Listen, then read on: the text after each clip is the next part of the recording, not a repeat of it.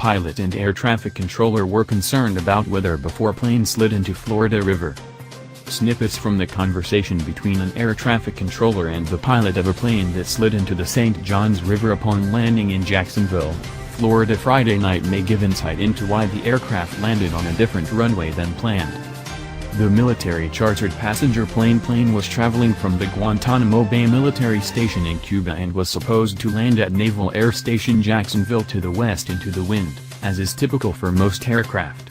But the pilots requested to instead land to the east on a different runway, NTSB Vice Chairman Bruce Landsberg said Sunday. While landing, the plane slid off the runway and into the shallow part of the St. Johns River, Landsberg said Saturday at a news briefing. A barrier on the runway the plane ended up landing on shortened its length from 9,000 feet to 7,800 feet, Landsberg said.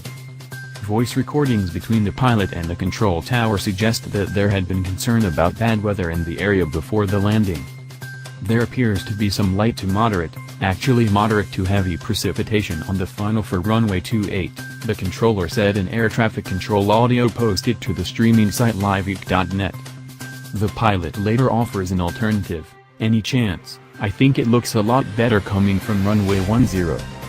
The controller tells the pilot both runways are looking pretty bad, or pretty soft and showing moderate to heavy precipitation west of the airport, but later says the 10 runway might be best. The pilot confirms and responds, "Let's do it." On Friday night, there was a weak tropical disturbance in the area, meteorologist Derek Van Dam said. Flying around or through areas of convection can be dangerous, says it can create heavy turbulence in the air and a wet runway leading to the threat of hydroplaning upon landing, he said. The NTSB will be investigating whether the ungrooved runway pavement and air traffic control, as well as human aspects, including the flight and cabin crew, to determine what led to the accident. All 143 people aboard the aircraft were rescued. 21 people were taken to a nearby hospital in good condition, authorities said.